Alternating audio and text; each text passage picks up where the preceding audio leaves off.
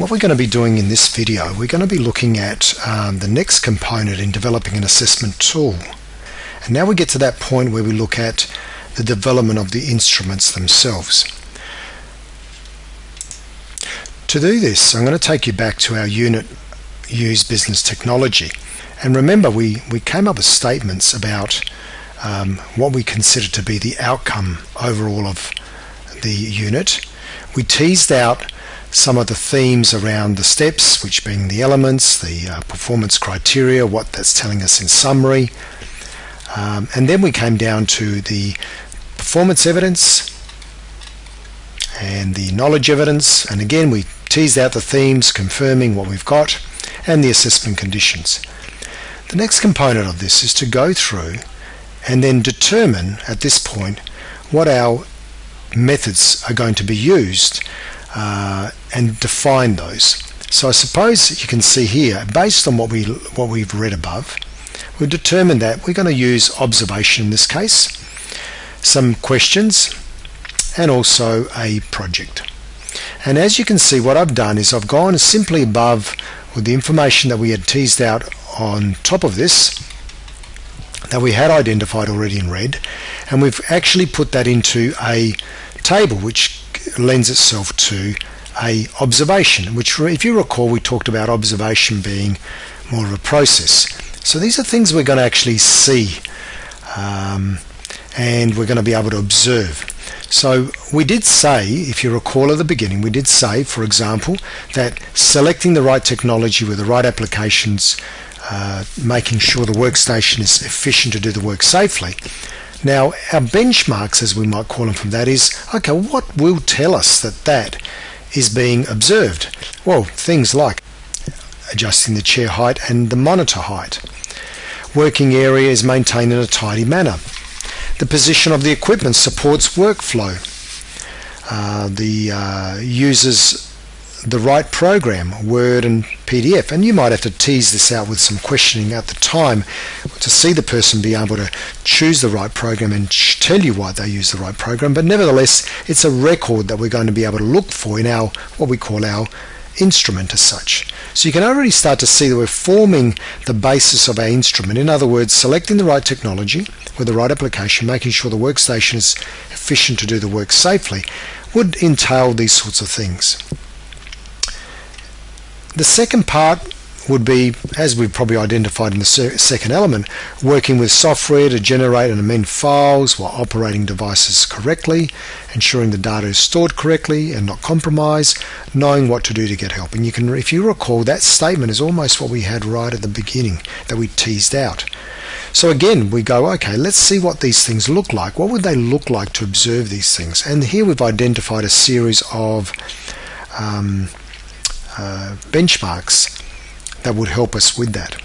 You know, navigating the software, password use, data stored in the right locations, using spell check calculations, etc. So you can see a whole list of items there, or as we might call benchmarks, that will help us to conclude that this person can do what point 2 of our observation report stipulates.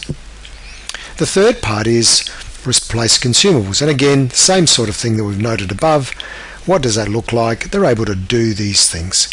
Now, many of these benchmarks aren't going to be found as they are specified in the performance evidence and the performance criteria as such, but if you're looking for those things and you are the subject matter expert, these would be the sort of things you would identify. Now think about how you would do this in your own area of expertise. I'm sure there are things you could identify underneath a heading which would give benchmarks to what you would look for in an observation process. So that's the components of our observation. We would then do the same for the project. A project is more about products. The products we're going to actually ask somebody to produce. I sometimes use the term that it's the cake you're going to bake. It's the end result. I'm going to ask people to come to me with photos of their workstation that shows it is set up for safe work appropriate to the task, and have someone take photos with you in it.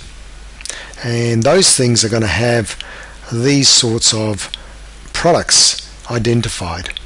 And we've stipulated here, please supply any 3 of the following, and we've given them some options about what we believe would demonstrate in a project sense that they have completed this.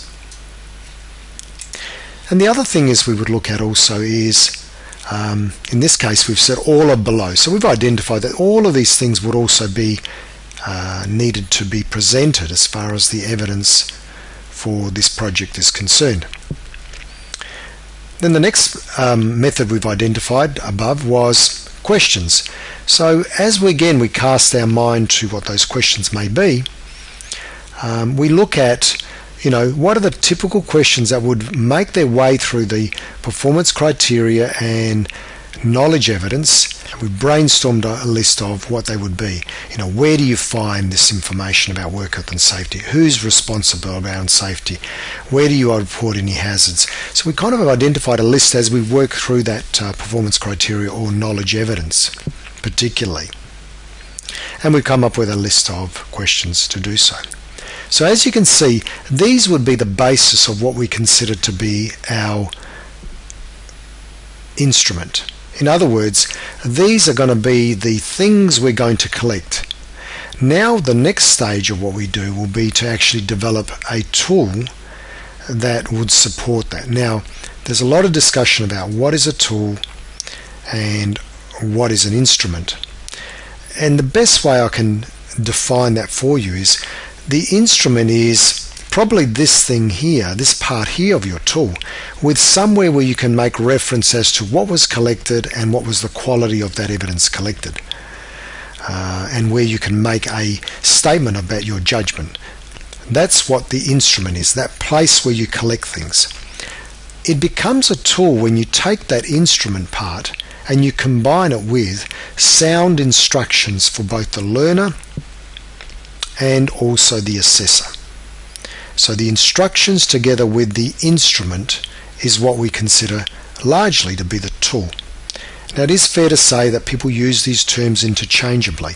However, most people would agree that a tool is made up of sound instructions that support the learner and the assessor together with the instrument. So we'll leave this video here, but again to recognize that we've identified what are the types of evidence we want to collect. And then the next phase will be, now how do we go about putting these into an instrument and then creating a tool that has the instructions around it to support it.